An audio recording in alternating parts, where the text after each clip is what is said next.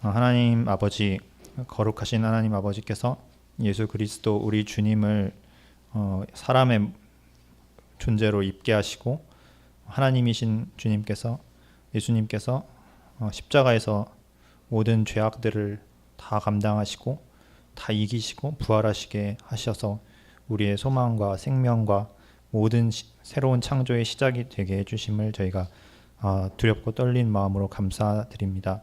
저희가 이 예수님의 다시 오심을 생각하며 주님의 그 명령과 성령님의 명령을 우리가 준행하고 순종하는 저희가 되게 해주시옵소서. 발람의 길을 걷지 말고 발람을 타고 있었던 그 나귀처럼 겸손한 자가 될 수 있도록 인도하고, 저희가 주님을 태우는 그런 작은 나귀가 되어 주님과 함께 십자가로 걸어가는 저희가 될 수 있도록 마음을 인도하여 주시옵소서. 모든 말씀 예수 그리스도의 이름으로 기도드립니다. 아멘. 요한계시록 2장의 12절부터 제가 읽도록 하겠습니다. 버가모 교회에게 이제 드리는 주님이 말씀입니다. 편지입니다. 12절. 버가모 교회의 사자에게 편지하기를, 좌우에 날선 검을 가진 이가 가라사대, 내가 어디 사는 것을 내가 아노니 거기는 사탄의 권자가 있는 데라. 내가 내 이름을 굳게 잡아서 내 충성된 증인 안디바가 너희 가운데 곧 사탄이 거하는 곳에서 죽임을 당할 때에도 나를 믿는 믿음을 저버리지 아니하였도다. 그러나 내게 두어 가지 책망할 것이 있나니 거기 내게 발람의 교훈을 지킨 자들이 있도다. 발람이 발락을 가르쳐 이스라엘 앞에 올무를 놓아 우상의 제물을 먹게 하였고 또 행음하게 하였느니라. 이와 같이 내게도 니골라당의 교훈을 지키는 자들이 있도다. 그러므로 회개하라. 그리하지 아니하면 내가 내게 속히 임하여 내 입의 검으로 그들과 싸우리라. 귀 있는 자는 성령의 교회들에게 하시는 말씀을 들을지어다. 이기는 그에게는 내가 감추었던 만나를 주고 또 흰 돌을 줄 터인데 그 돌 위에 새 이름을 기록할 것이 있나니 받는 자밖에는 그 이름을 알 사람이 없느니라. 아멘. 예수님께서 이미 7교회 가운데 이제 2교회를 앞서서 이제 그 편지를 주셨습니다. 에베소 교회에게는 예수님께서 이제 첫사랑을 잊어버린 이 교회에게 책망을 하시고 회개할 것을 이제 촉구하셨고, 그리고 이제 핍박을 받는 교회, 이제 고난 가운데 있는 교회인 서머나 교회에게는 그들이 비록 가난해 보이나 실상은 영적으로 가장 부유한 자들임을 말씀해 주시면서 죽음과 이 사망의 권세를 이기신 그 주님께서 그들과 함께 하심으로 그들이 결코 그 둘째 사망의 해를 입지 않게 될 것을 가르쳐 주시며 위안을 주시고 계십니다. 이제 두 가지 교회, 첫사랑을 이제 잃어버린 교회와 그리고 핍박과 고난 가운데서 믿음을 지키는 교회, 두 가지 이제 표본을 봤는데요. 이제 세 번째와 네 번째, 이제 버가모 교회와 두아디라 교회는 어떤 예가 되냐면, 비록 이제 어느 정도 하나님 앞에서 순결하고 아름다운 모습도 갖고 있지만 동시에 이제 이단이라는 독소가 파고들기 시작한 교회가 바로 버가모 교회와 두아디라 교회입니다. 그래서 오늘날도 오늘날뿐만 아니라 교회사 역사 항상 전체를 통틀어서 교회는 외적인 그러니까 서머나 교회가 겪었던 이런 로마의 핍박뿐만 아니라 내부에서 침투해 들어오는 거짓 가르침, 거짓 이단, 그리고 진리를 아주 거의 비슷하지만 아주 교묘하게 비틀어 놓은 그 하나님의 가르침으로 위장된 이 마귀의 가르침들을 가장 오히려 내적에서 싸워야 할 적이 되어 왔습니다. 그래서 버가모 교회를 통해서 우리들이 혹시 진리를 왜곡하거나 떠난 그런 가르침들이 우리 속에 누룩처럼 들어오진 않은지, 기독교계 안에 그것이 파고들어서 악한 열매를 맺고 있지 않은지를 점검하며 모든 이 가르침을 영들을 하나님의 기준에서 이제 철저히 분별하고 걸러낼 줄 알아야 할 것 같습니다. 버가모 교회에게 이제 예수님께서 이제 자기 자신을 소개하기를 12절에 좌우에 날선 검을 가진 이가 가라사대, 이미 1절에서 요한이 예수님의 입에서 좌우에 날선 검이 나오는 모습을 목격하였습니다. 제가 그 좌우에 날선 검의 정체를 여러분께 설명을 드릴 텐데, 히브리서 4장을 잠깐 본문은 잡으시고 히브리서 4장을 잠깐 보도록 하겠습니다. 히브리서 4장의 12절을 보면 이런 말씀이 나오는데 너무 유명해서 다들 잘 아실 것이라 믿겠습니다. 자, 하나님의 말씀은 살았고 운동력이 있어 좌우의 날선 어떤 검보다도 예리하여 혼과 영과 관절과 골수를 찔러 쪼개기까지 하며 또 마음의 생각과 뜻을 감찰하나니.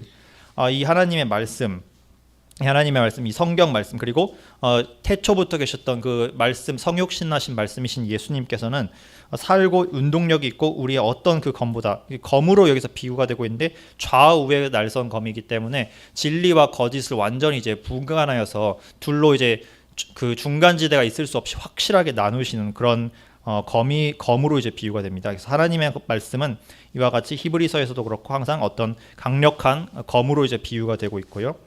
그것이 얼마나 예리한지 우리 인간의 혼과 영을 찔러 쪼갠다고 하세요. 그러니까 우리가 하나님 앞에 섰을 때, 그 예수님 앞에 섰을 때 우리 안에 감추거나 숨길 수 있는 그런 게 아무것도 없다는 거죠. 그분께서 우리의 속 생각과 뜻을 완벽하게 아시고 모든 걸 다 통찰하시기 때문에 우리 안에 진리가 있는지 없는지, 우리 안에 간사함이 있는지 없는지 이런 것을 다 꿰뚫어 보시는 주님이십니다. 이 12절 히브리서 4장 12절에 보면 뒤에 마음의 생각과 뜻을 감찰하나니, 여기서 주어가 뭐냐면 하나님의 말씀입니다. 그러니까 말씀이 우리가 생각하는 이런 텍스트로서의 말씀만이 아니라 직접 마음과 생각과 뜻을 감찰하시는 어떤 인격체로서의 말씀이라는 뜻이에요. 그래서 이제 우리 항상 예수님도 요한복음 1장에서 보면 자기 자신을 곧 이제 하나님의 말씀 그 자체라고 이제 선포를 하시죠.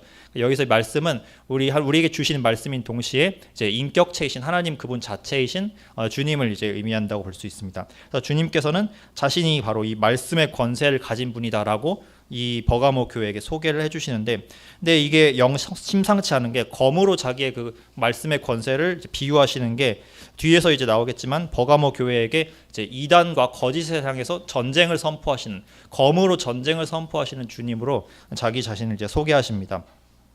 참고로 이 검은 공격 무기로서 에베소서 6장에서 보시면 하나님의 전신갑주가 6가지가 있죠, 그렇죠? 진리의 허리띠, 의의 흉갑, 그리고 구원의 투구와 복음의 신발과 믿음의 방패가 있는데, 이것들은 이제 모두 방어에 초점이 된 무기들인데, 마지막에 이제 성령의 검이라고 표현된 하나님의 말씀, 즉 이제 주님의 말씀, 그 말씀이신 그리스도, 그리고 성령의 검, 하나님의 말씀, 이것은 이제 공격하는 무기로 이제 마귀를 대적하고 이단을 대적하고 거짓을 대적하는 그런 주님의 무기로 이제 묘사가 됩니다. 주님께서는 버가모 교회 안에 지금 심상치 않은 이런 거짓과 이제 거짓된 영들이 들어있음을 아시고 전쟁을 선포하시는 모습으로 자기 자신을 소개하고 계십니다. 그러나 이제 먼저 칭찬을 해주시는데 버가모 교회에게 칭찬할 것이 참 많이 있었습니다.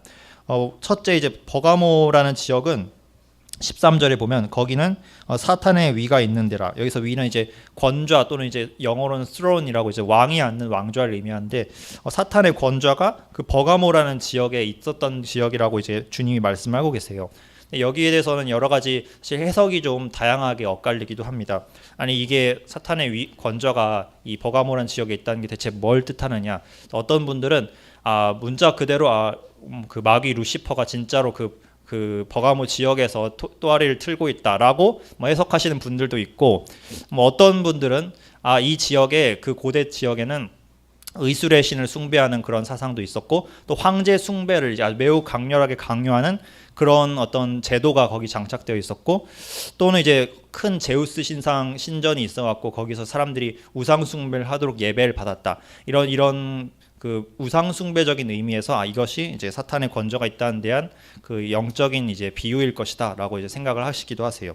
또는 이제 마지막 때에 이 버가모라는 지역, 또 터키 지역이 이 적그리스도가 출현하는 지역이 아니겠느냐라고 이렇게 이 구절을 해석하는 분들도 있는데, 정확한 이제 의미는 모르지만 여기서 한 가지 확실히 알 수 있는 점은 이 버가모 교회가 있는 그 버가모 지역이 신앙생활하기에 편한 곳이 아니었다는 점이라는 것은 아주 확실하게 알 수 있습니다. 그러니까 마치 지금의 북한처럼 우리나라처럼 이렇게 자유롭게 이제 예배를 드릴 수 있는 데가 아니라 매우 핍박과 이제 우상 숭배의 유혹을 받아가면서 주님을 목숨 걸고 믿어야만 했던 그런 곳이었다는 뜻이죠. 그렇기 때문에 거기서 순교자까지 나왔었는데, 이들 가운데 이제 주님을 굳게 믿었던 사람 중에 안티바라는 사람이 있었습니다. 이 안티바라는 사람이 주님께서 소개하시기를 내 충성된 증인이라고 이야기를 했고, 그가 이제 죽임을 당할 때에도 나를 믿는 믿음을 저버리지 아니하였도다. 그래서 증인 이제 주일 설교 때도 들으셨겠지만 증인 주님의 부활을 목격한 이 증인들은 영어로는 martyr라고 얘기를 합니다. 이게 뭐냐면 순교자를 의미합니다. 곧 과거에는 그 주님을 믿는 신앙에 있어서는 그 참된 증인은 곧 참된 순교자와 같다 이런 말씀이시죠. 그래서 이렇게 모범적인 주님을 핍박 가운데서도 버리지 않는 이런 훌륭한 믿음의 선진들이 많이 있었던 교회가 버가모 교회였습니다. 참된 그리스도인들이 많이 있었던 곳인데 그런데 주님께서 그럼에도 불구하고 이렇게 모범적인 모습을 보인 이들에게도 경고하고 책망하실 것이 하나 있었습니다. 자, 14절에 보면 버가모 교회가 책망받아야 할 점이 있었는데 바로 발람의 교훈을 지키는 자들이 있도다. 자, 사실 핍박에 대해서 교회는 교회사적으로 보면 핍박을 많이 받는다고 해서 그 교회가 믿음이 사라지지는 않습니다. 물론 이제 갈아진 신자들은 떨어져 나가겠지만 오히려 순결한 신자들은 핍박을 받으면 받을수록 더욱더 믿음이 흥황하게 되고 또 거듭난 이들이 더욱 늘어나서 그걸 증거받고 새로운 사람들이 예수님을 믿게 되고 교회가 더 자라나게 되죠. 그래서 초대교회 시대 때 로마의 극심한 핍박을 받았지만 교회는 오히려 줄어들지 않고 이제 들불처럼 번져나갔어요. 그런데 이랬던 교회가 치명적인 위협에 이제 노출되게 되었는데 그게 무엇이냐면 그 기독교 공인 이후로 온갖 비성경적인 가르침과 이단적인 요소들이 차근차근 이제 교회 내부로 들어오기 시작했습니다. 이것이 결국에 교회를 천주교 시스템처럼 이런 정치화된 시스템으로 바꾸게 되고 거짓 교리들이 쌓이고 쌓여서 교황이 만들어지고 막 이제 마리아 숭배가 만들어지고 성인 숭배가 만들어지는 등 성경과 점점 어긋난 길을 가다가 완전히 이제 배교하는 길로 이어지게 되었죠. 이렇게 안에서부터 침식해 들어오는 거짓된 가르침이 정말 치명적인데 예수님께서는 이것을 비유하기를 딱 하나로 이제 비유하기를 발람의 교훈으로 이제 비유를 하고 계십니다.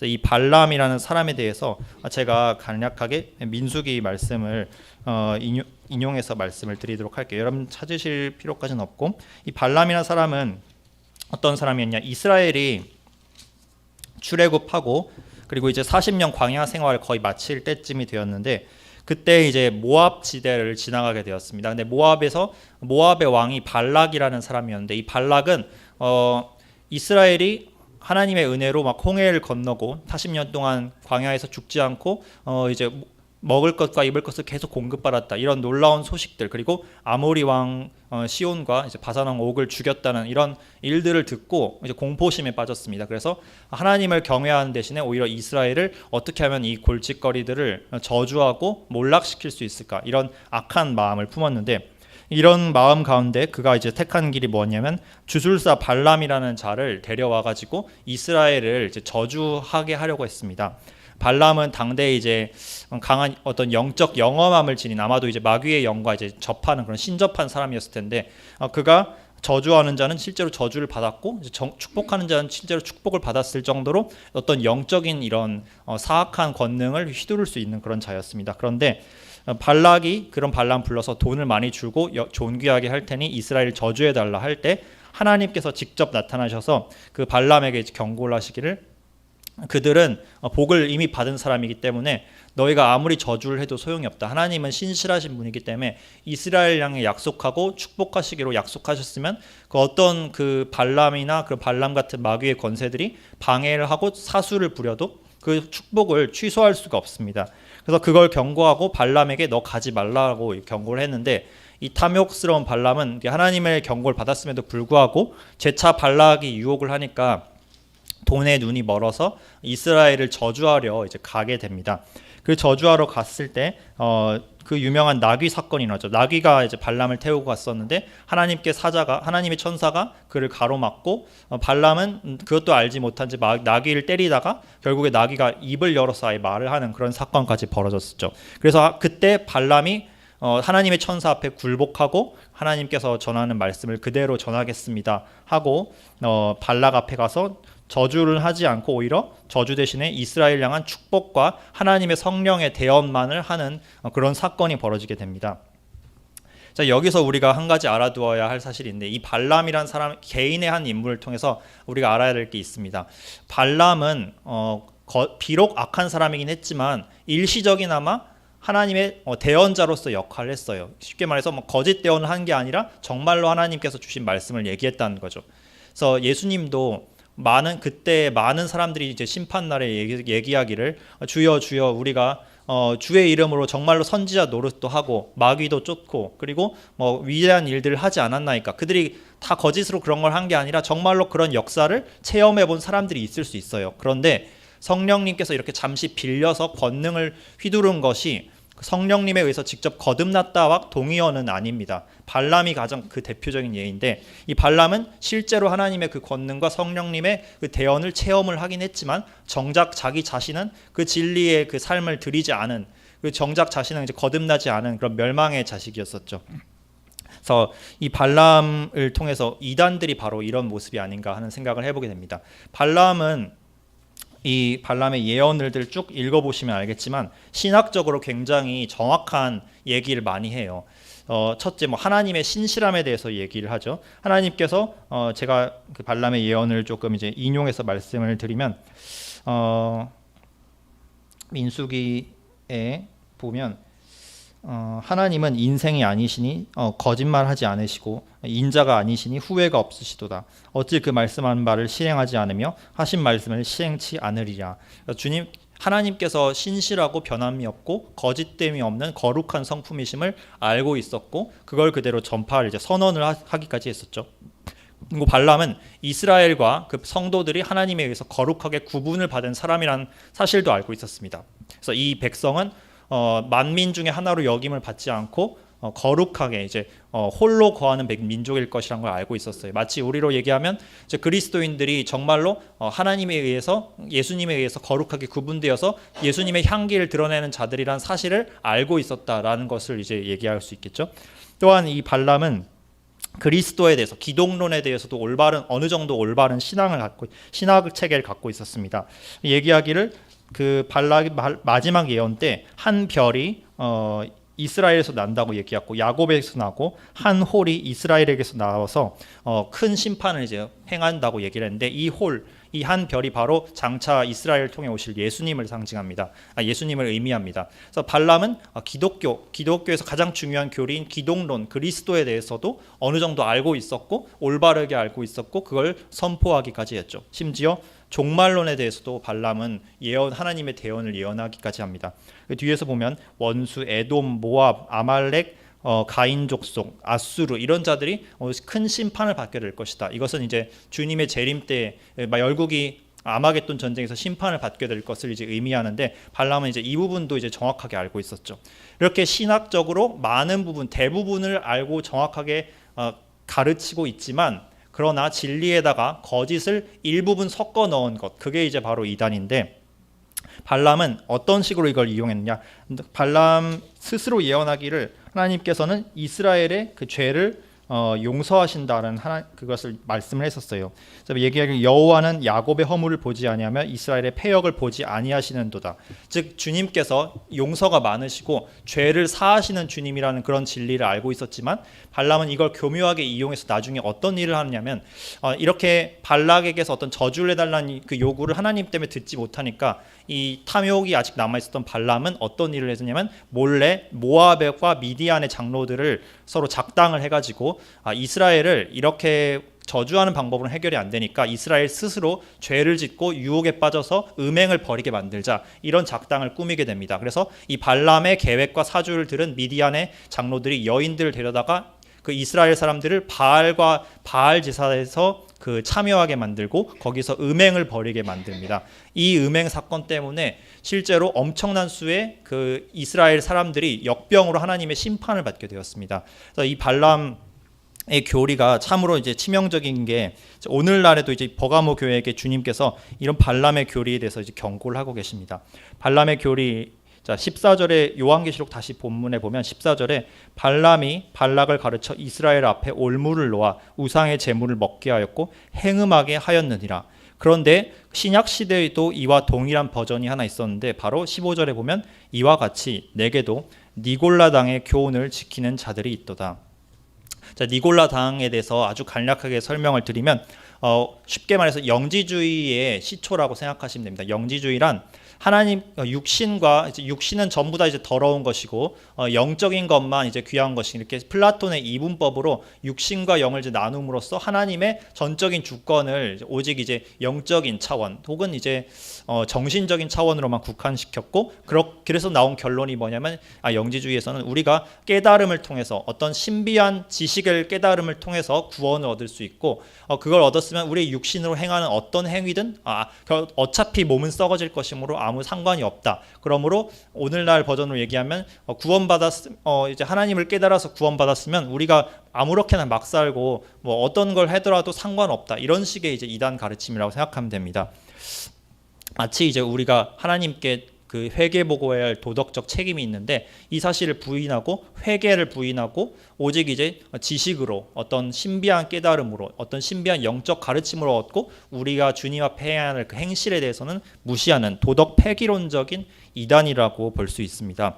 그래서 주님께서는 이런 것들을 마치 발람의 교훈이나 마찬가지다. 발람도 어느 정도 그 기독교적인 신앙과 성경의 가르침을 인용을 하긴 했었죠. 그런데 그걸 악용함으로써 성도들에게 너희가 주님이 하나님께서 너를 축복하시는데 좀 너희 회개하지 않고 좀 원하는 대로 살면 어때? 이렇게 유혹을 해서 우상도 섬기게 하고 막 우상의 제물도 먹게 하고 그리고 음행을 이제 버리게 만들었죠. 하나님께서는 용서하시는 하나님이시지만 그러나 성도들에게 삶에서 회개하고 늘 주님께 악을 버리고 돌아설 것을 그걸 요구하시는 주님입니다. 우리가 넘어져도 회개할 때 용서하시지만 그와 동시에 거듭난 자들에게는 매일의 삶에서 하나님을 향해 돌아가고 자신의 악을 고치는 그런 삶의 열매들이 나타나기를 기대하시고 또 실제로 그렇게 나타나도록 성령님을 통해서 예정하신 분이 하나님이십니다. 그걸 부정한 채 우리가 칭의만 받았으니 혹은 깨달아서 믿음을 얻었으니 우리의 삶은 더 이상 책임이 없다라고 하는 것은 사실상 처음부터 올바른 믿음을 갖지 않았다라고 해석할 수밖에 없는 것이죠. 그래서 참된 그 믿음과 참된 구원은 반드시 회개의 삶을 자연스럽게 동반하게 된다는 사실을 우리 스스로 항상 점검해야 할 필요가 있습니다. 그래서 이런 어쨌든 주님의 구원을 이렇게 잘못되게 남용한 이런 니골라당의 이단적 가르침이 신약 시대에 이제 신약 버전의 이제 발람의 가르침으로 천천히 이제 초대교회를 더럽히고 있었고 그것이 심지어 이제 버가모 교회까지도 들어오게 되었습니다. 그래서 요한 사도는 요한 1, 2, 3서를 통해서 이런 영지주의적 이단들을 매우 강렬하고 공격적으로 비판하고 있습니다. 이런 자들이 사실상 적그리스도나 마찬가지다라고 아주 비난을 하시면서 아버지를 부인하고 아들을 부인하고 또 이제 참된 회개의 삶을 부인하는 이런 자들을 이제 경계하라고 이제 말을 해주고 있습니다. 예수님도 당연히 이런 거짓된 교리와 절대 짝을 짓지 말라고 경고를 주십니다. 그럼에도 불구하고 이렇게 거룩하게 순교까지 하는 그런 교회인데 이렇게 거룩한 사람들이 많고 하나님을 사랑하고 경외하는 사람들인데도 불구하고 우리가 미혹이 될 수 있다는, 그러니까 물론 이제 정말 구원받은 사람들은 주님께서 언젠가 깨닫게 해주시고 징계에서라도 돌이키게 하시겠지만 우리가 기억해야 될 것은 우리도 연약한 인간이기 때문에 심지어 거듭난 사람들 중에서도 간혹 거짓된 가르침이 교묘하게 들어올 때 일시적으로 귀가 흔들릴 수 있고 우리가 미혹당할 수 있다는 사실을 항상 경계심을 가져야 됩니다. 마지막 때에는 할 수만 있다면 택하신 자들마저 미혹하게 한다라고 할 만큼 그 마귀의 미혹이 범람하는 시대라고 했습니다. 예수님 당시 이 초대교회 당시에도 이럴 정도면 말세에 가까운 지금은 얼마나 더 교묘한 가르침들이 우리 안에 스며들기 쉬울까요? 꼭 신천지나 여호와의 증인 같은 노골적인로 알려진 그런 이단 집단이 아니더라 하더라도 정통 교회 안으로도 우리가 얼마든지 누룩 같은 가르침들이 스며들어올 수 있고 우리가 잘못 속을 수가 있습니다. 그렇기 때문에 늘 항상 하나님의 말씀을 자기 멋대로 해석하지 말고 성령님의 인도를 받아서 올바르게 공부하고 올바르게 배우고 습득한 후 그것으로 늘 이제 영을 분별할 수 있어야 합니다. 예수님께서 만약에 너희가 이런 거짓된 미혹에서 회개하지 않는다면 16절에 말씀하시기를 내가 속히 임하여서 주님의 이 입의 검, 즉 성령의 검, 좌우의 날선 하나님의 말씀의 권능으로 그 거짓들과 주님이 싸우시겠다고 직접 주님께서 거짓들을 산산조각 내버리시겠다고 경고를 하고 계십니다.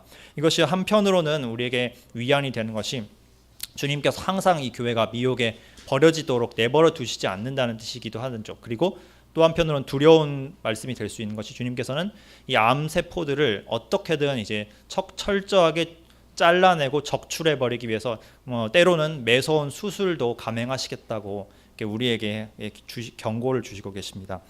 그리고 이제 위안의 말씀을 주님이 17절에 주시는데 성령이 교회들에게 하는 말씀을 너희가 들을지어다. 이기는 그에게, 이전 한 달 전에 제가 이기는 그가 누구인지를 요한일서 말씀을 통해서 간략하게 설명드렸는데 바로 세상을 이기는 우리의 믿음이 바로 그 믿는 믿음, 예수가 우리 하나님의 아들이시고 그리스도이심을 믿는 그 참된 믿음이 곧 세상을 향한 우리의 승리, 이김이라고 이제 얘기를 해주고 계십니다. 그래서 여기서 말한 이기는 자는 주님을 진정한 구주와 주인으로 영접하고 믿은 자들을 이제 의미합니다.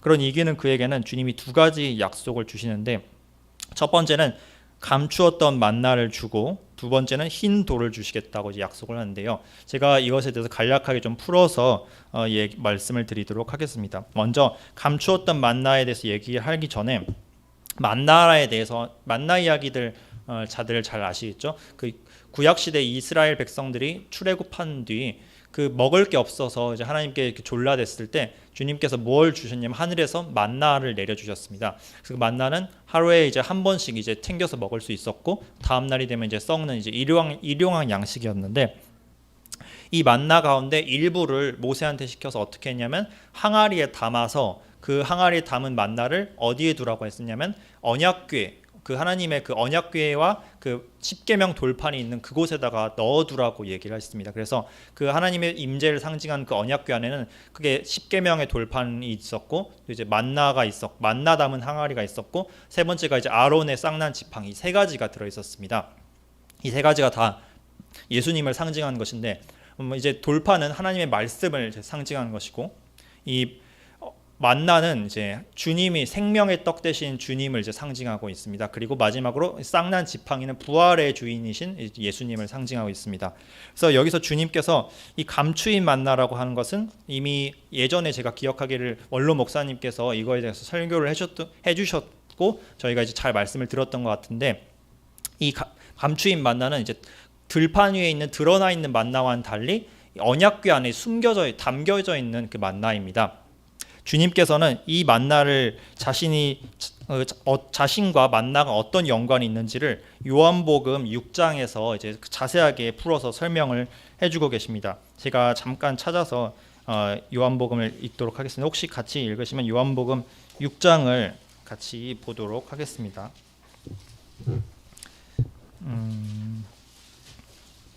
30절부터 예수님께서 그 무리에게 자기의 오병이어 기적을 체험했던 그 무리가 주님께 다시 뭔가를 해달라고 졸라대고 있을 때 그 주님께서 이제 대답하시는 내용입니다. 30절에 보면 저희가 묻되 그러면 우리가 보고 당신을 믿게 행하시는 표적이 무엇이니까 하시는 일이 무엇이니까 라고 하고 기록된 바 하늘에서 저희에게 떡을 주어 먹게 하였다 함과 같이 우리 조상들은 광야에서 만나를 먹었나이다 라고 했을 때 예수께서 이르시되 내가 진실로 진실로 너희에게 이르노니 하늘에서 내린 떡은 모세가 준 것이 아니라 오직 내 아버지가 하늘에서 내린 참떡을 너희에게 주시나니 하나님의 떡은 하늘에서 내려 세상에게 생명을 주는 것이라. 저희가 가로되 주여 이 떡을 항상 우리에게 주소서. 예수께서 가라사대 내가 곧 생명의 떡이요 내게 오는 자는 결코 줄이지 아니할 터이요 나를 믿는 자는 영원히 목마르지 아니하리라 라고 이제 주님께서 말씀을 해주십니다. 예수님께서 너희가 썩어질 양식 떡 만나를 구하고 있는데 사실 하나님께서 주시는 가장 궁극적이고 영원한 생명의 떡은 바로 주님 자기 자신이다. 자신이 그 십자가 위에서 죽으신 주님이 그 모든 인간들 가운데서 이제 자신을 믿고 자기에게 다가오는 모든 자들에게 그 영원한 생명의 떡을 주시는 그 생명의 떡 자체이심을 선포를 하고 계십니다. 그래서 주님을 믿는 자 그리고 주님께 오는 자 회개하는 자들에게는 항상 줄이지 않고 영적으로 또 이제 궁극적으로는 생명이 있었어도 영원히 목마르지 않는지 영원한 생명을 받게 될 것이라고 이제 말씀을 주고 계십니다. 그런데 여러분 그 만나가 이제 넓은 그 들판에 떨어져 있었을 때 사람들이 그걸 열심히 먹었지만 그 광야에서 이제 만나를 먹었던 사람들 중에 대부분이 40년 동안 죽어서 가나안 땅에 들어가지 못했던 것을 기억하시죠, 그렇죠? 이와 같이 만나도 그렇지만 참된 본체이신 예수님, 생명의 떡이신 예수님도 이 두 가지 면에서 우리가 우리를 말씀으로 부르신다는 이런 생각을 해보게 되었어요. 들판에 떨어지는 그 만나들은 우리가 이제 복음을 통해서 사람들을 부르지 않습니까? 뭐 전 세계 사람들을 향해서 주님께서 죽으시고 부활하셨으니 하나님과 화해하기 위해서 돌아오십시오. 우리가 복음의 말씀을 이미 세상 곳곳에 널리 선포를 했고 사람들이 다 들었습니다.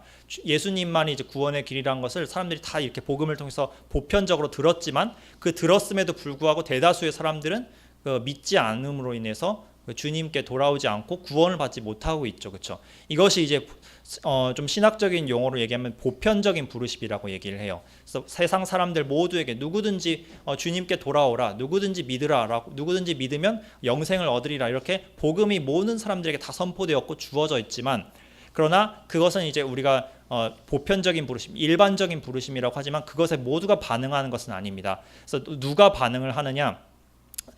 고린도서에서는 성령으로 말미암지 않고서는 예수님을 주라 시인할 수 없다라고 얘기를 하세요. 그래서 우리가 복음을 듣긴 하지만 이 복음이 사람 안에서 역사에서 믿음으로 이어지려면 반드시 하나님의 도움이 필요합니다. 하나님, 성령님께서 우리 마음을 감화시켜야, 그래야 이제 참된 예수님께서 정말 내 주인이구나 하는 그 참된 믿음이 그 사람 안에서 개인적으로 생겨나게 됩니다.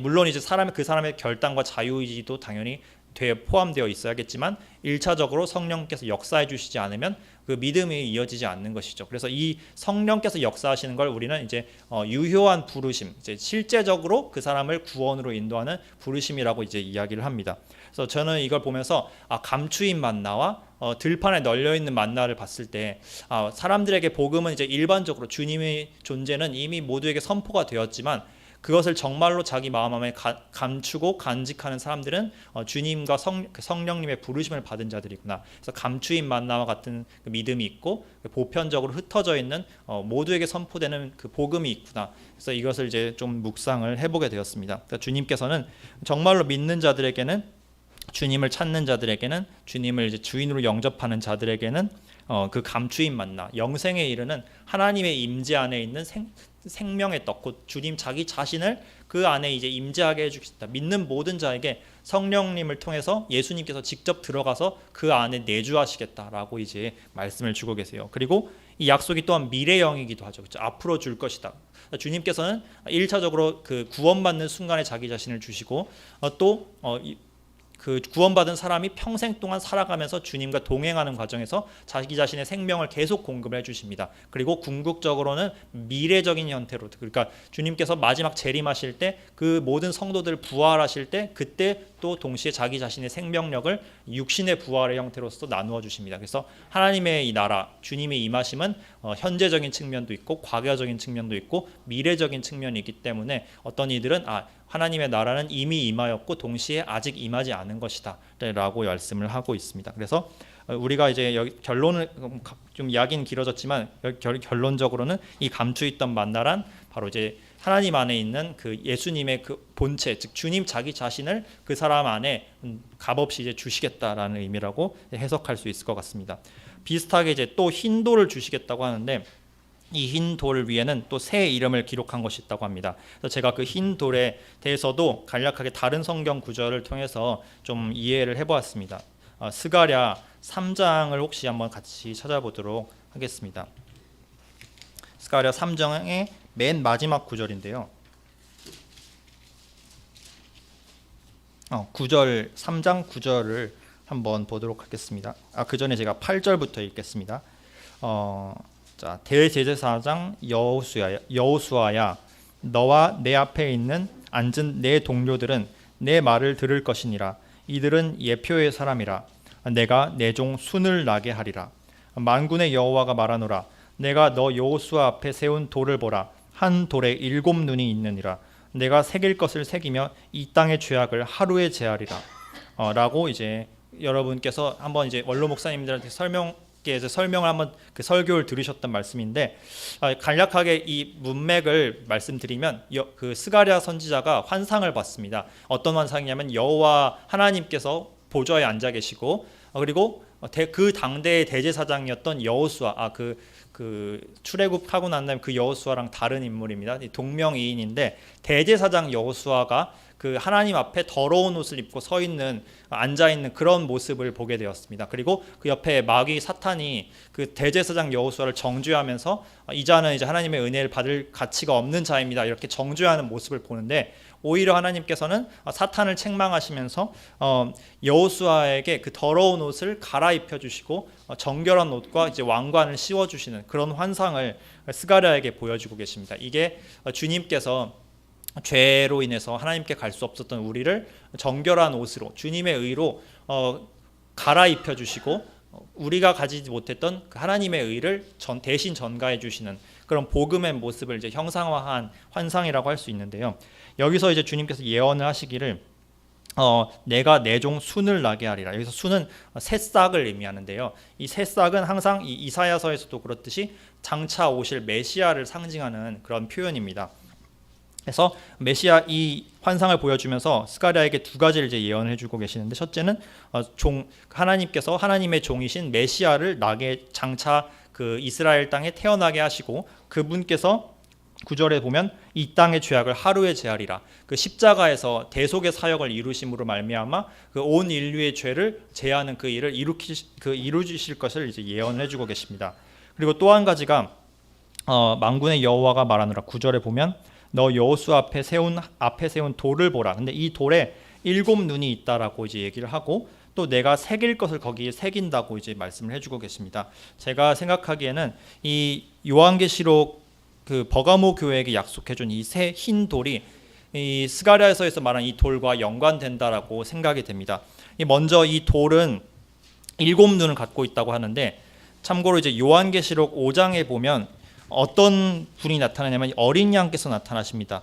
어린 양이 요한계시록 5장에서 6절에 보면 어린 양이 섰는데 일찍 죽임을 당한 것 같더라. 그에게 이제 7 뿔과 7 눈이 있다라고 이제 묘사가 되어 있습니다.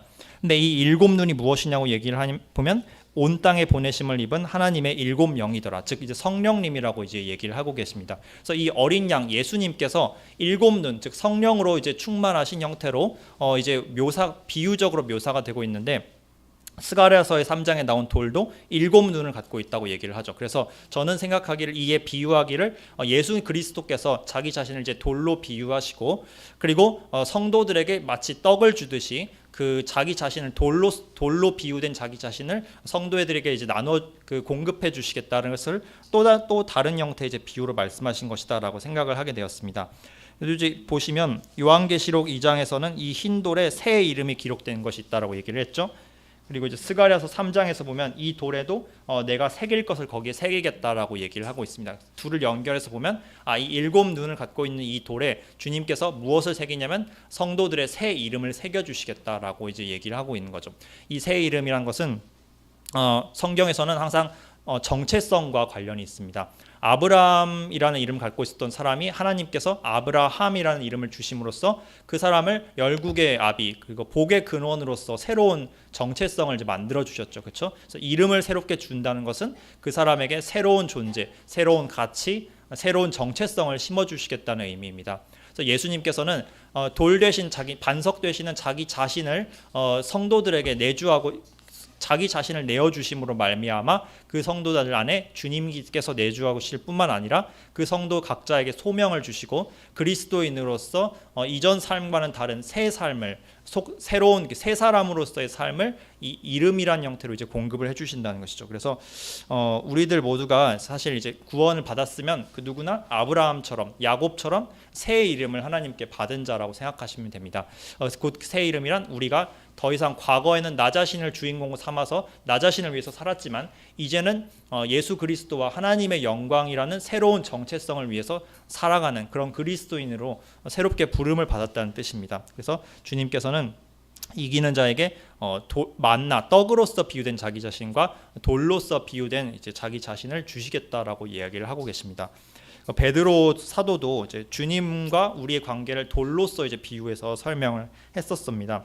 그래서 베드로전서 2장에 보면 이런 말씀이 있는데 사람에게는 4절에 보면 사람에게는 버림바 되었으나 하나님께는 택하심을 입은 보배로운 산돌이신 예수에게 나와 너희도 산돌같이 신령한 집으로 세워지고 예수 그리스도로 말미암아 하나님이 기쁘시게 받으실 신령한 제사를 드리는 거룩한 제사장이 될지니라.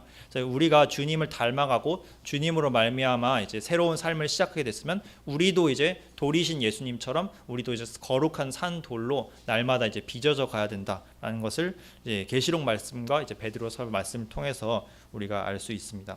그래서 첫 번째가 이제 버가모 교회에게 주시는 말씀에 대한 것이었고요. 그리고 이제 잠깐 이제 정리가 되었으면 잠깐 호흡을 고르고 두아디라 교회에 대해서 간략하게 오늘 읽어보도록 하겠습니다. 자, 이제 요한계시록 본문으로 돌아가도록 하겠습니다. 좀 여기저기 찾느라 좀 오늘 정신이 없을 수 있는데 잘 표시하고 기억을 해두시길 바랍니다. 자, 두아디라 교회에게는 이제 18절부터 이제 말씀을 하십니다. 자, 주님께서 이렇게 말씀하십니다. 두아디라 교회의 사자에게 편지하기를 그 눈이 불꽃 같고 그 발이 빛난 주석과 같은 하나님의 아들이 가라사대 내가 내 사업과 사랑과 믿음과 섬김과 인내를 아노니 내 나중 행위가 처음 것보다 많도다. 그러나 내게 책망할 일이 있노라. 자칭 선지자라 하는 여자 이세벨을 네가 용납함이니 그가 내 종들을 가르쳐 꾀어 행음하게 하고 우상의 제물을 먹게 하는도다. 또 내가 그에게 회개할 기회를 주었으되 그 음행을 회개하고자 하지 아니하는도다. 볼지어다 내가 그를 침상에 던질 터이요 또 그로 더불어 간음한 자들도 만일 그의 행위를 회개치 아니하면 큰 환난 가운데 던지고 또 내가 사망으로 그의 자녀를 죽이리니 모든 교회가 나는 사람의 뜻과 마음을 살피는 자인 줄 알지라. 내가 너희 각 사람의 행위대로 갚아주리라. 두아디라에 남아있어 이 교훈을 받지 아니하고 소위 사탄의 깊은 것을 알지 못하는 너희에게 말하노니 다른 짐으로 너희에게 지울 것이 없노라. 다만 너희에게 있는 것을 내가 올 때까지 굳게 잡으라. 이기는 자와 끝까지 내 일을 지키는 그에게 만국을 다스리는 권세를 주리니 그가 철장을 가지고 저희를 다스려 질그릇 깨트리는 것과 같이 하리라. 나도 내 아버지께 받은 것이 그러하니라. 내가 또 그에게 새벽별을 주리라. 귀 있는 자는 성령이 교회들에게 하시는 말씀을 들을지어다. 버가모 교회는 영적으로 헌신된 자들이 많았지만 그럼에도 불구하고 미혹의 권세에 자신들에게 틈을 내준 그런 교회였습니다. 그런데 버가모 교회에서는 발람이 직접 출연했다라고는 얘기는 안 하시고 발람의 교훈을 붙잡는 자들이 나타났다고 얘기했었죠. 그렇죠? 그래서 아직은 가르침이 몰래 조금씩 들어오는 그런 단계였습니다. 그런데 두아디라 교회까지 가면 이제 여기서 더 진척이 되어서 어떤 일까지 벌어지느냐? 아예 실제 마귀의 사자들이 직접 교회 안으로 침투해 들어오기까지 합니다. 그래서 예수님께서는 이번에는 발람이라는 구약시대의 악한 인물을 비유해 들었다면 이번에는 이세벨이라는 또 다른 악한 인물을 비유로 들어서 너희 두아디라 교회에 이세벨이나 다름없는 자가 지금 침투해 들어왔다라고 경고를 주시고 계십니다. 두아디라 교회에게 이제 예수님께서 자기를 이렇게 소개하시는데 첫째 18절에 보면 그 눈이 불꽃 같고 이 불꽃이라면 주님께서 불꽃 같은 눈으로 사람의 마음과 속 중심을 전부 다 꿰뚫어 아시는 분이라는 것을 지금 말씀해 주고 계세요. 그래서 뒤에 구절에 보면 실제로 예수님께서 내가 너희 각 사람의 행위대로 갚는다 하고 나는 사람의 뜻과 마음을 살피는 자일 줄을 알지라라고 얘기를 하고 계시죠. 그래서 불꽃 같은 눈의 주님은 전지전능하셔서 만물을 꿰뚫어 알고 사람의 모든 속생각들을 거짓과 진실대로 다 구분해서 아시는 하나님 되시는 그 주님을 이제 말씀하고 계십니다. 또한 두 번째는 그 발이 빛난 주석과 같다. 이거는 이제 고대 전쟁터에서 신발 전투화를 신고 가는 그런 모습을 상징적으로 이제 비유의 그림으로 보여주신 건데 주님께서 빛나는 주석 같은 발로 모든 적들을 짓밟아 버리시는 전쟁에 능하신 여호와로서 자기 자신을 이제 소개하고 계십니다. 마치 그러니까 버가모 교회 때도 검을 드신 예수님으로 자기를 묘사하신 것처럼 두아디라 교회에서도 좀 영 심상치 않은 두려운 모습으로 지금 주님께서 스스로를 소개하고 계시죠. 그 말은 두아디라 교회 안에도 지금 주님께서 척결하셔야 할 거짓과 이단의 권세가 또아리를 틀고 있다라는 것을 이제 암시하고 있습니다. 그래도 두아디라 교회는 아직까지는 이런 생명과 이런 선한 것 열매들이 어느 정도 꽤 많이 있었던 교회였습니다. 19절에 보면 사업, 행위라고도 이제 번역을 할 수 있죠. 사업과 사랑도 있었고 믿음도 있었고 섬김도 있었고 인내도 있었다고 하고 있습니다. 온갖 좋은 기독교에서 말하는 좋은 가치들은 다 어느 정도 많이 갖고 있었던 그런 교회인데, 그럼에도 불구하고 주님께서 꼭 책망하셔야 할 일이 있었는데 바로 이단의 침투였습니다. 자칭 선지자 하는 여자 이세벨, 이 인물은 아마 실제로 버가모 교회에 들어왔었던 인물인 것 같습니다.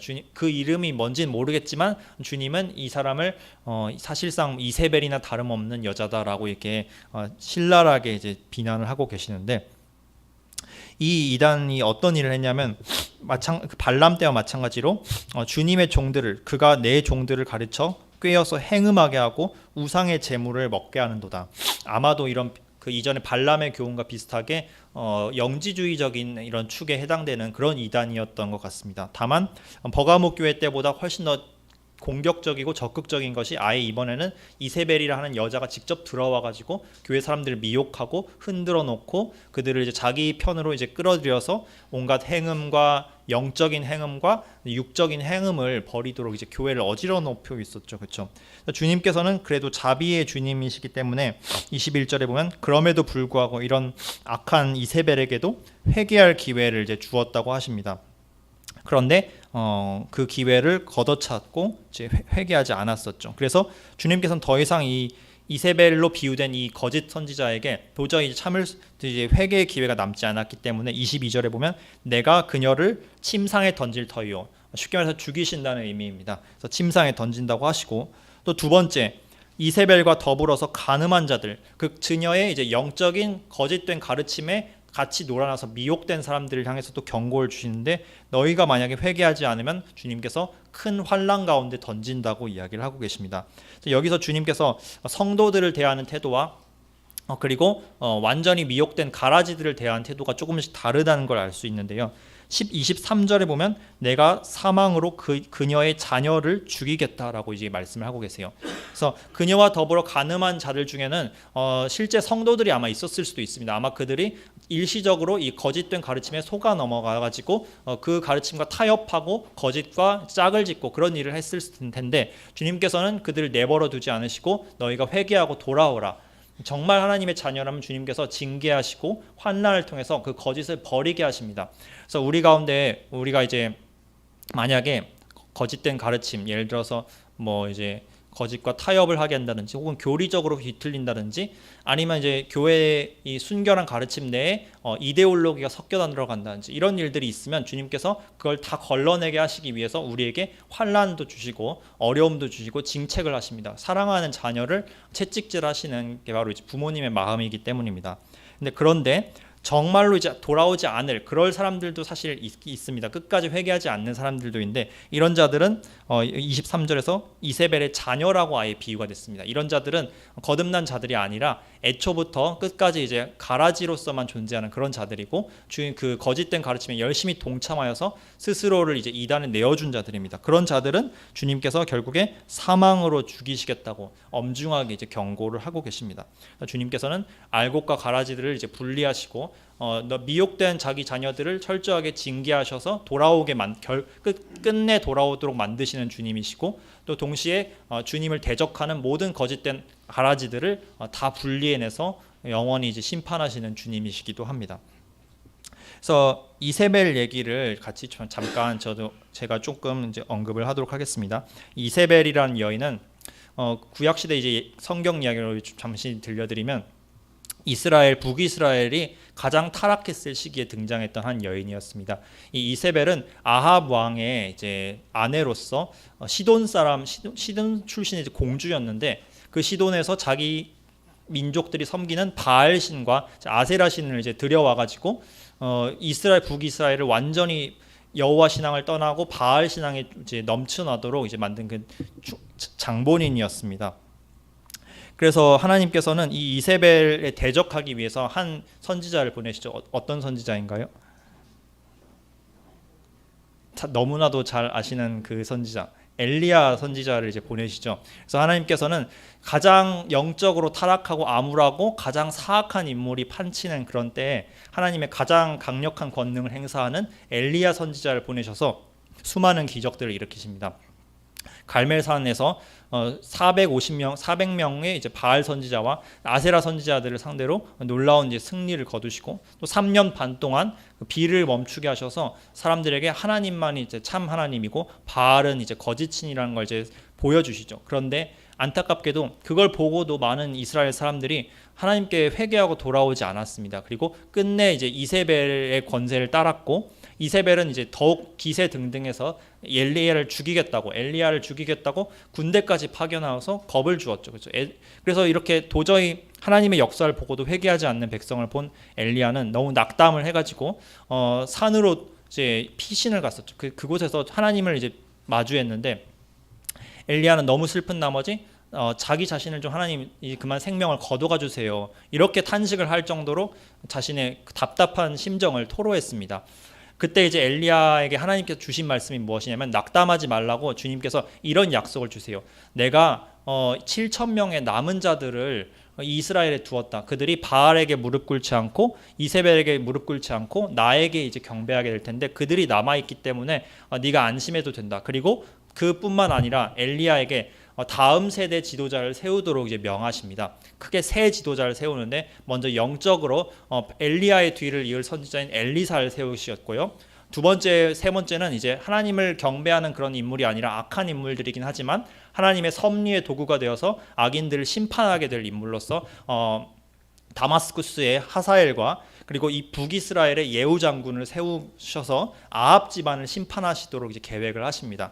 주님께서는 남은 자들을 항상 지키시고 세워두시고 신앙의 길에 내버려 두시는 신앙의 길에 간직하시는 분이다. 그리고 또 한 가지는 주님께서는 세상을 악한 자들을 내버려 두시는 게 아니라 같은 악을 사용해서라도 심판하시는 분이다라는 것을 우리가 이제 알 수 있습니다. 이게 신약 시대에도 비슷하게 참 적용이 되는 것이 이제 이 두아디라 교회에서 그 모습을 그대로 볼 수 있는데요. 24절에 보시면 두아디라에 남아있어 이 교훈을 받지 아니하고 소위 사탄의 깊은 것을 알지 못하는 너희. 자, 이 사람들이 누구일까요? 바로 구약 시대에 하나님께서 7천 명을 남겨두셨듯이 이 두아디라에도 남아있어 남겨둔 사람들이 하나님이 있었다는 것입니다. 그래서 주님께서는 두아디라에도 거룩한 곳 신실한 믿음에 머무는 자들을 주님께서 남겨두셨고 그들은 이 이단 이세벨의 가르침에 넘어가지 않았다라는 것을 위안으로 주고 계십니다. 그런 자들에게 주님께서 말씀하시기를 내가 너희에게 뭐 딱히 더 혼낼 것이 없고 다른 짐을 씌울 것이 없으니까 딱 한 가지 너희가 지금 갖고 있는 것 그 신앙과 이제 믿음의 행위들이겠죠. 그것을 그냥 끝까지 주님 오실 때까지 잘 간직해라라고 이제 격려의 말씀을 주고 계십니다. 그리고 이제 이기는 자와 끝까지 내 일을 지키는 자. 내 일이란 여기서 또 다른 성경에서는 내 행위라고도 이제 표기를 하는데요. 우리가 뭐 행위로 구원을 받는 것은 아니지만 참으로 이제 믿음으로 구원받은 사람들은 주님께서 원하시는 행위가 그 삶에서 나타나게 됩니다. 이 행위가 잠깐 있었다 그치는 것이 아니라 주님 오시는 날까지 자기 삶이 다하는 날까지 끝까지 이제 지속적으로 나타나는 것이 참된 이 남은 자들의 모습이다라는 것을 이제 저희가 알 수 있습니다.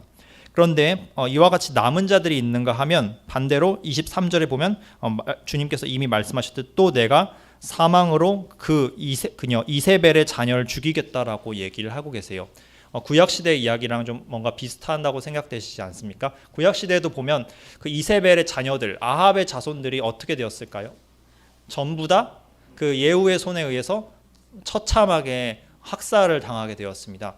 즉 이제 이단의 자녀라 하면 이제 이단의 가르침에 완전히 넘어가서 하나님을 떠나서 완전히 그 거짓된 신앙에 자기 자신을 내준 자들 이런 자들이 결국에는 이제 마지막 날에는 이제 심판을 받게 된다고 이제 엄중하게 이제 경고를 하고 계시고 있습니다. 그래서 우리가 이 구약 시대에 있었던 일이 그때 이만의 이야기가 아니라 오늘날에도 계속 반복되고 있는 이야기다라는 것을 잘 기억을 해두셔야 되고요. 주님께서 이 두 교회, 버가모 교회와 두아디라 교회에게 주시는 경고는 한마디로 요약해서 진리를 떠난 거짓과 절대로 타협하지 말라. 이것이 교회사적으로도 또 우리 지금의 교회를 살아가는 우리들에게 있어서도 엄중한 경고가 됩니다.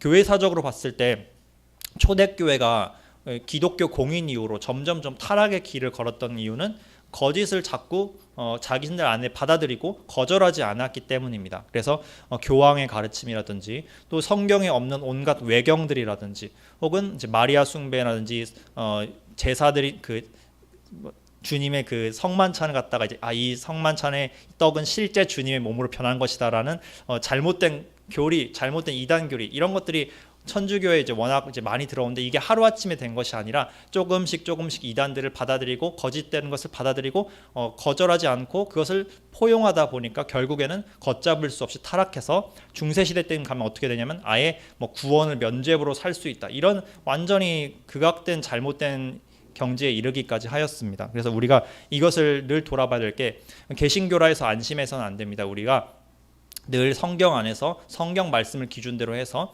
진리와 거짓을 철저하게 구분하지 않은 채 무분별하게 거짓들을 받아들이다 보면 이게 쌓이고 쌓여서 결국에는 이제 마지막 때에 배교하는 교회가 되어버리는 그런 위험한 길이 되어버릴 수 있습니다. 그래서 우리가 진리를 철저히 거짓과 구분할 수 있어야겠다라는 것을 교훈으로 얻을 수 있습니다.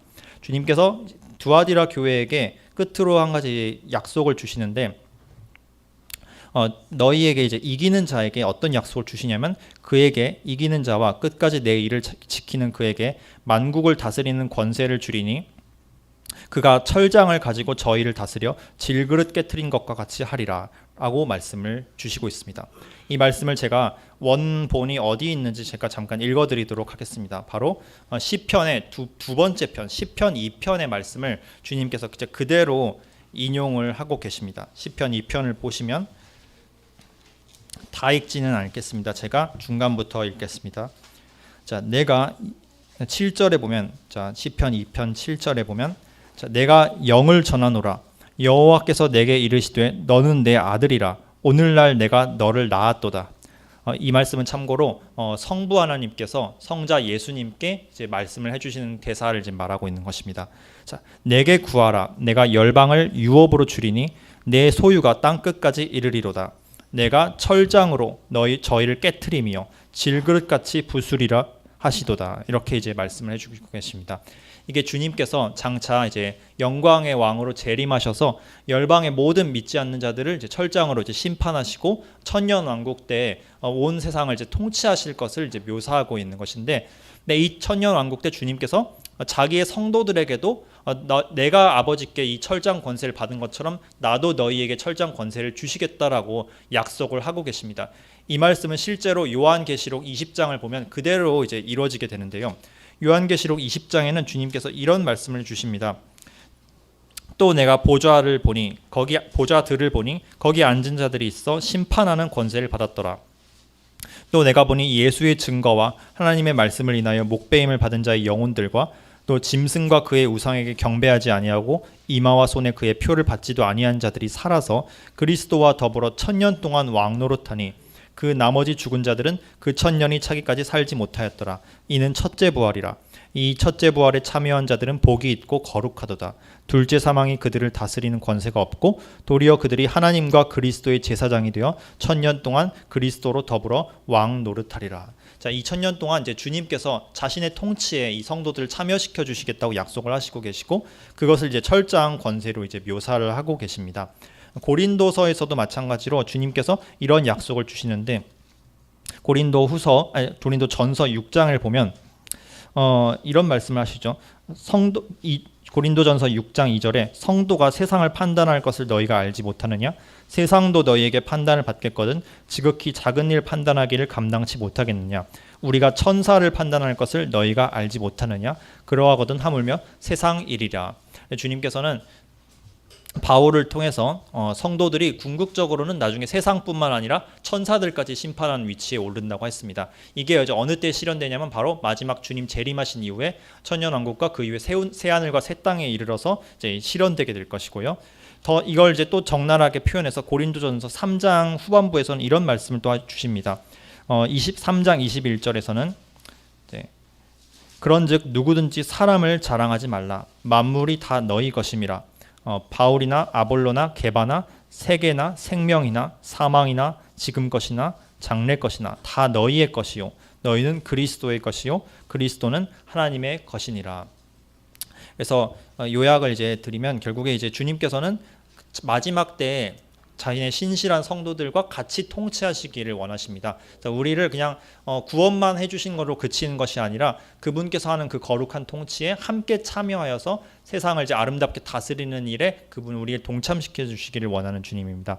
또한 그가 요한계시록 이제 본문의 28절에 보면 또 하나의 약속이 그에게 새벽별을 주시겠다고 하는데, 이 새벽별도 이제 앞서 만나나 이제 흰 돌과 마찬가지로 주님 자신을 상징하는 것이라고 전 그렇게 이해하고 있습니다. 왜냐하면 요한계시록 맨 마지막 그 22장에 보면 주님께서 스스로를 이제 이렇게 소개하고 계십니다. 요한계시록 22장 16절에는 자 이렇게 말씀하시는데, 나 예수는 교회들을 위하여 내 사자를 보내어 이것들을 너희에게 증거하게 하였노라. 나는 다윗의 뿌리요 자손이니 곧 광명한 새벽별이라 하시더라. 그래서 우리가 오늘 두 교회를 통해서 우리가 늘 첫째, 우리 특별히 믿는 사람들, 또 이제 우리가 하나님을 믿고 예수님 안에 거하는 사람들도 늘 세상에서 밀려오는 거짓된 가르침과 은밀하게 스며들 수 있는 이 진리와 거의 비슷하지만 그러나 진리와 다른 그런 가르침들을 늘 항상 경계하고 피해야 된다. 그리고 항상 그 진리 안에 거하고 있을 때 주님께서 주시는 보상이 그분의 생명의 떡, 그분의 이제 생명과 그분의 거룩한 그 가치, 그리고 그분의 권세와 그분의 통치에 우리가 같이 참여하게 된다라는 그 약속을 이제 우리가 이 요한계시록 말씀을 통해서 배울 수 있습니다. 그래서 오늘은 말씀 여기까지 드리고, 이제 다음 달에는 사대교회부터 시작해서 남은 교회들에 대해서 시간 되는 대로 말씀을 드리도록 하겠습니다. 잠깐 기도하고 마치도록 하겠습니다.